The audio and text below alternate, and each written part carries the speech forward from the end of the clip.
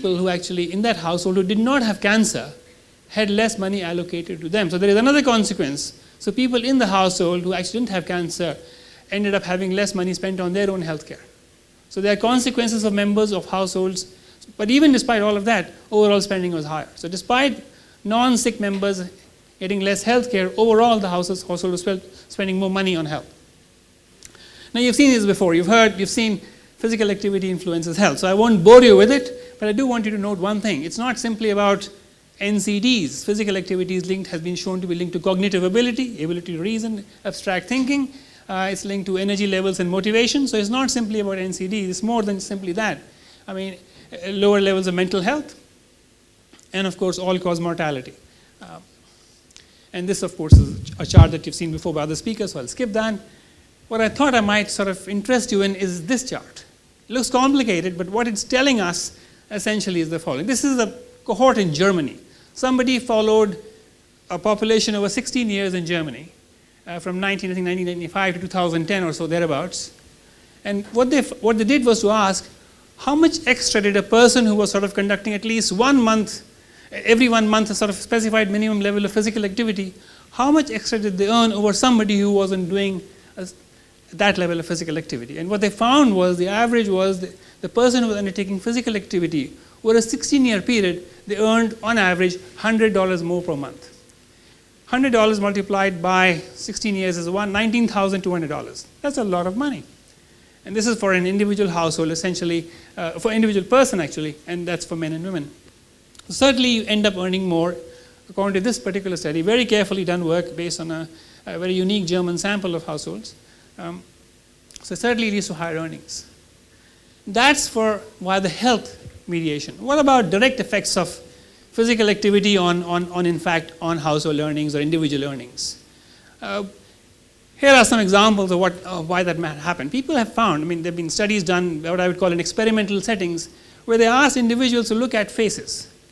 And they found that people who were, first of all, we know from the literature that actually people who are attractive have symmetric features and so forth, and they have particular sort of facial ambience which tend to get rewarded in the marketplace. It turns out that in fact, even less attractive people who actually have higher levels of physical activity tend to get rewarded in the same way. Their symmetric features get noticed more than their asymmetric features. So again, in fact, if you do physical activity, you might actually overcome your physical attraction barrier. Then if that's an issue, it may not be an issue. And of course, then the whole issue of being physically active, if people who are physically active have been shown to be have been considered, the perception is they're outgoing, they're socially competent, and so forth. They're confident about themselves, intelligent, and so forth. So they get ascribed qualities which they otherwise may or may not have. And of course, being healthy as well. So all this lovely stuff is so wonderful, you earn much more money, why don't people actually exercise more? Certainly I can tell you why I don't exercise more when I'm in Delhi. I would be stupid to do so. I may not live long enough to get an NCD. That's another problem. But this is work that's been done, and I'm going to list out a couple of factors which have not been mentioned in this chart. So certainly, if you're an ill person, you tend to exercise less. Of course, if you're already sick, you will exercise less. And in some sense, it tells you that physical activity makes you sick. Well, it makes you less sick, but in fact, if you're sick, you don't do physical activity. So it actually sort of puts you back further back in that area. Demographics, people who are old exercise less, women exercise less, cultural issues also come in. Socioeconomic status, people who earn more tend to exercise more. People who are more educated tend to exercise more. And why does it happen? Well, one thing that's happened over the past 100 years is that actually jobs have changed. Previously, you got paid to actually exercise. You used to work in the fields, and you actually earn more. Nowadays, you get paid to sit in the chair. So in fact, what's happened, and you pay to exercise through gyms and so forth, or sort of buying houses to live near parks. Okay, so in that sense, things have changed over time. The whole issue of the whole workplace has changed. But nonetheless, we find that people who actually who earn more, tend to exercise more because they can probably afford to pay for these gyms. And of course, there is the whole issue of psychological, cultural belief in whether I'm athletic or maybe not. Most Indians think that we're not very athletic, we have the wrong body type, etc. That can also matter. And of course, sometimes even parents say, what's the point of becoming a great athlete? You might as well study and become an engineer in IIT or something. And then, of course, somebody mentioned availability of facilities. Well, if you don't have facilities, if you don't have parks, you don't have gyms, you don't have walking spaces, you don't have bicycling routes, how will you exercise? So there is that issue. I mean, those people who sort of have these Nordic tracks at home who know very well what happens after the first month. You put them under your bed and you never see it again. So certainly those things matter. But there's something else also going on. When you physically exercise, it's actually the gains are very long term. They don't happen instantaneously. So in fact, it's something so far away. So if you're a true procrastinator, you'll say, well, let me watch my cricket match now, and then tomorrow I'll exercise. But think about that reasoning going on forever and ever. So in that sense, because the rewards are so far off in the future, you may not actually want to exercise. So there is that instant gratification issue which has to be addressed up front if you're going to promote physical activity. Even though you might earn more in the long run. Forget about India, even the US, for example, they don't find people exercising to adequate levels. I mean, look at these percentages here. No more than a quarter of the US population is actually conducting exercise, physical activity in line with the federal guidelines. And of course, at the bottom are the Asians, who are even less than the US average. Okay, what do I think are the key research gaps? Now, I must confess, I didn't think of it in a very deep way. But certainly, one area that I feel, I mean, look, you're not going to have governments reacting and undertaking sort of policy steps unless they can actually see stronger evidence of the influence of physical activity. So I have one area which I think needs more work, and this isn't my area, of course I'm biased. Certainly, we need more research on the economic gains from physical activity. There's very little evidence anywhere of any type. Monica pointed out some recent work in India, and that's the first time I've seen it. So certainly I feel that there is much more work that needs to be done, documenting physical inactivity, and then going beyond that to show whether economic outcomes linked to it. And this is generally true of most low and middle income countries, and India is no exception to that. I think it will also be useful to do some more work on the economic roots of physical inactivity. Why don't people exercise? It's not simply about not wanting to do it. It could simply be the place you live, the job you have, the neighborhoods of people you live with. I mean, the literature is replete with articles on that you won't exercise if your friends don't exercise. So there are these effects of who you hang out with. So all those are important, and at some level we need to look a little bit more deeply into what factors drive physical inactivity. And finally, as Monica, again, I'll sort of underline what Monica said, we do need much more research on assessing and evaluating physical activity interventions. If we don't evaluate them, we simply will think the money will go down the drain, and say, why don't we do something else? Why not make bridges, for example? So one has to somehow show through evidence of, at least say, large-scale projects, pilot projects, or even state-level projects, to show that, in fact, physical activity interventions actually work. I'll stop here. Thank you. Dr. Chauhan? I like to call myself a militant advocate of increased physical activity and exercises. Not really here to make friends or anything like that. That's completely fine, because I'm pretty sure I'll be shoes will be thrown at me right now. The game that we, some of us, especially guys like me who run, cricket does not come up on the top for them. But having said that, there are a lot of learning from cricket. Adam Gilchrist and Shane Warne, I don't know how many of you know, but off the field, they weren't best friends. On the field, they were probably the best bowler, wicketkeeper combination ever. So the point really is, we're sitting in this room, we have an objective, we want to do something. We don't have to be friends, we just need to work together and make it happen. So that's the whole idea here. Okay, so physical activity, as we know, and increased physical exercises makes you healthy, makes you give a lot of money. So why the hell are we not doing it then? Okay, that's my problem that I have with that.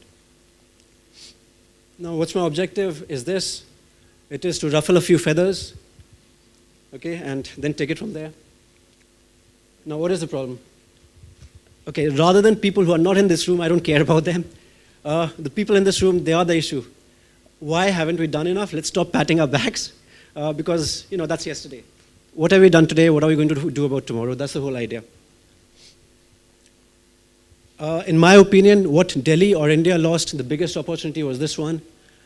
I actually moved back from London because of this, and my flatmate was telling me, Olympics are coming to London, and you want to go to India because there's a Commonwealth game coming. I mean, how big is Commonwealth Games versus Olympics?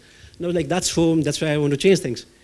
I'm not sure if, that was good, because In 2007, I decided not to be a part of Commonwealth Games, which is, again, rather than just blaming you guys, I was part of the problem itself. I quit when I shouldn't have. Okay, rather than actually talking about you, the guys who are in administration, guys who are teachers and stuff like that, I'll start with my own self, people from my own community, the so-called well-rounded doctors. This is what we are. Anyone wants to move, we tell them, why the hell do you want to move? You'll have knee pain, you had a cardiac issue, so don't move because you'll have a heart attack again sooner. It does not work. It doesn't work for our economic or our business model doesn't work if I tell you to walk or if I tell you to be physically active. It's a corporate healthcare industry today. It's not what we think it is. It's not what WHO says. Sadly, that's not the case. When you're in a corporate world, you're supposed to tell people, you need to be my patient long term. That's what works for us. And that's what we guys do very, very well. A practitioner should act in the best interest of the patient, but do we really do that? And again, this was an article in British Journal of Sports Medicine, it's taken from there. Clinicians have an ethical obligation to prescribe physical activity. Then what are the barriers then? And what stops them? Now this applies to everyone, who's a teacher, who's a parent, who's in administration, whatever, it applies to everyone, not only doctors. Now, when we do MBBS, our teachers and the curriculum does not tell us enough what physical activity is all about.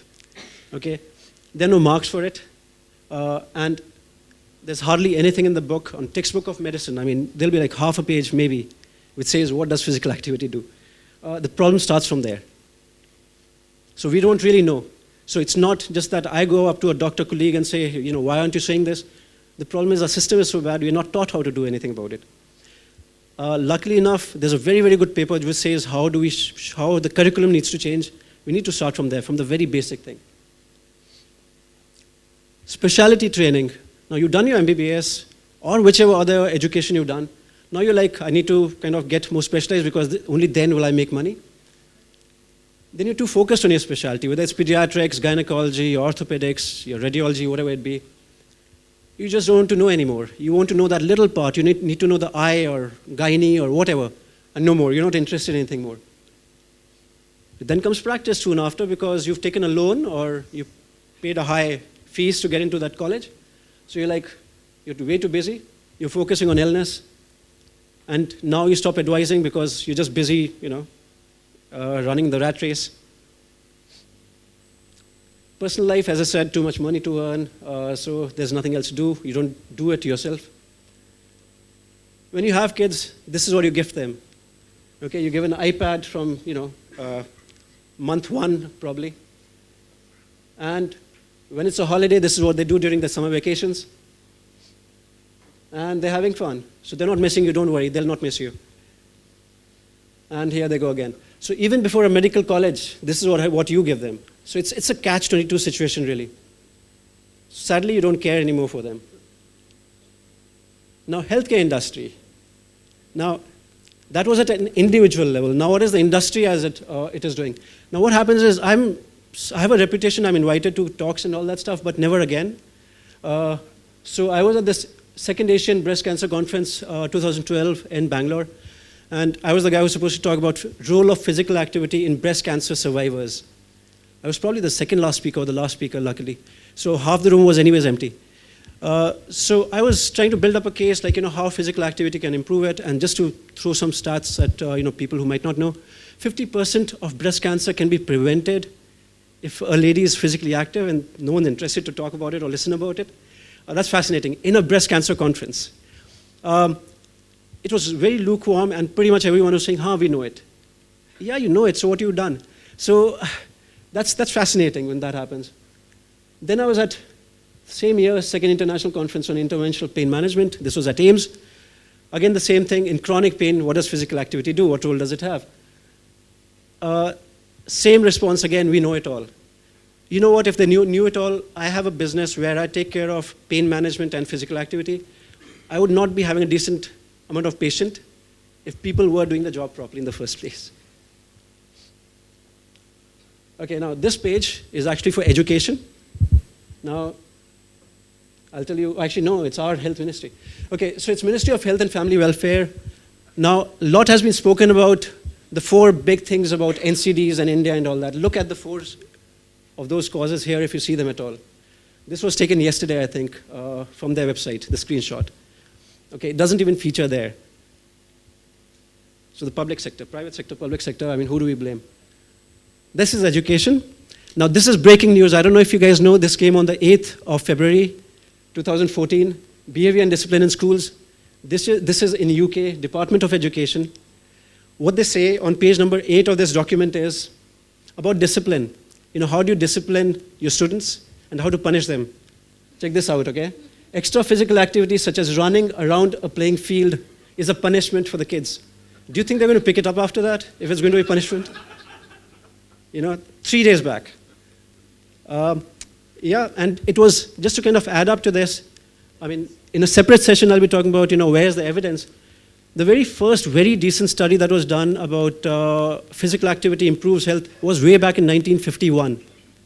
You know, and this is, and in the same country, by the way. Okay, and this is what they come up with after that. Okay, now this is a colleague of mine from UK who is very, very big advocate of physical activity again. He is a primary care editor for British Medical Journal. And this was last year. He made a statement that, yes, it's all good. What you guys are saying is good. I'm an advocate as well. But I'm sick and tired of it. I can't be the main guy taking care of it. Let it be anyone else. It's someone else's problem to have the footpath done, the cycle path done, and whatever else. He said, I can't take care of it anymore. And that's sad, because if people like that kind of make a statement like that, and where are we getting to then? And then we have I know it all and a Rambo syndrome amongst us, like I'll do it on my own, I don't need to know anything. That's a problem as well. Now, I don't know how many of you saw this movie, Avengers. Now, the guy with the hammer there, he's Thor. And Thor thought he was going to save the whole planet on his own. He needed the whole gang together. We have amazing guys in this room and we need to work together. Thor on his own can't do anything. And I love this movie. And so I was trying to tell the story to my son again. So, okay, this is what the learning was. It wasn't anything else. So I think that's what we really need to be doing, trying to really learn from each other rather than, again, patting our back seriously. Okay, this is someone who ran a casino really, really well. So his point was, when you get an opportunity, hold it by its balls and make it do what you desire. And only then can you succeed at something. I think we have a great opportunity right now. We need to move really, really quick, otherwise, it'll be too late. Why is this? Now, one of the things, I've probably said enough about, problem. I think what we're missing is, and this I only learned in the last 6-7 months, I was for the longest time trying to chase the kids, trying to get them fitter because they are the future for tomorrow, tomorrow's future, whatever. It just wasn't getting anywhere. The principals were coming in the way, the teachers were coming in the way, the parents were coming in the way, and there was no infrastructure. And luckily, I stumbled upon, training some women for running. And it was fascinating because they were mothers, they were daughters, they were principals themselves, they were working as HR heads in companies and various things like that, CEO of a company, founder of a company, stuff like that. Suddenly, because of working with 18 women, suddenly there were 100 other people who were started physical activity within a month or so. So the nucleus of the society, in my opinion, is the woman. As much as I'm probably a very male egoistic guy or whatever, but the point is, if we don't actually address that, we've missed it. So I think the focus is, again, the nucleus of the whole society has to be the women that we need to work on. And I think I'll stop there. Thank you so much for listening to my rubbish. Thanks.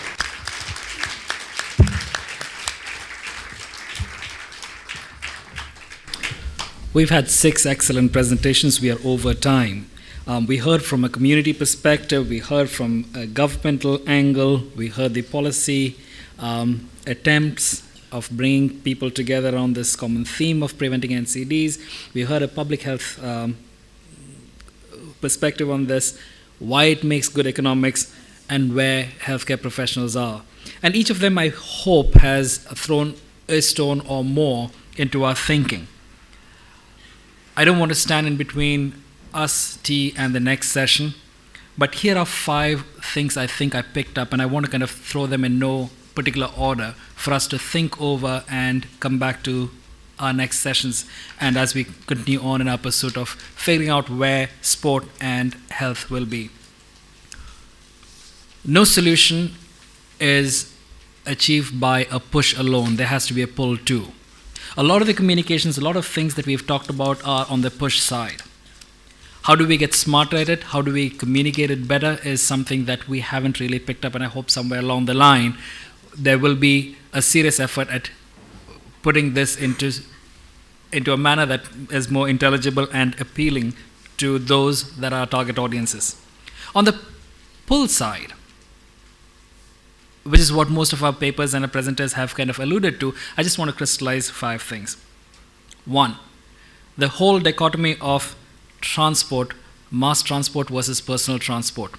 How do we address that? Is there a role that links physical activity towards the provisioning of transport incentives? Second, where's our school curriculum with respect to physical activity and sports integration?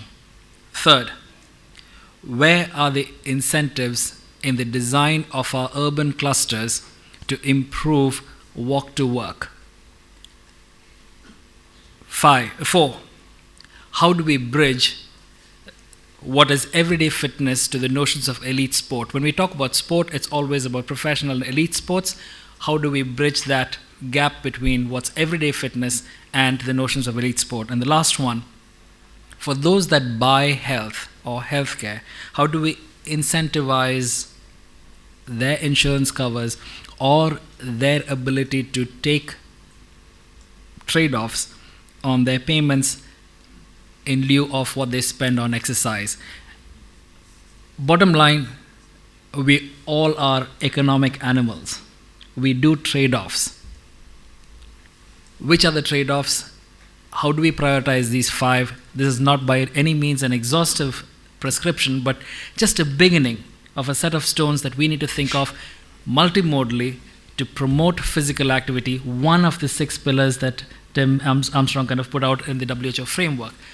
This will require not just a bunch of people interested in health or in education, but it will require active cooperation from the policymakers who design or who kind of think in terms of where the future of our population will be, how do they live, how do they go to work, and how do we stay healthy. I hope you've had a successful or a useful session. Tea, and we will come back to our 2 breakout sessions. Thank you very much. Thank you to our speakers. We have tea served outside. After that, we'll come back to this hall for the 2 breakaways. The first breakaway, which will be towards that corner of the room, will be science behind NCDs. And we'll have sports promoting healthy behavior breakaway session this side of the hall. Look forward to having you back in the hall in 15 minutes. Thank you. Thank you, speakers.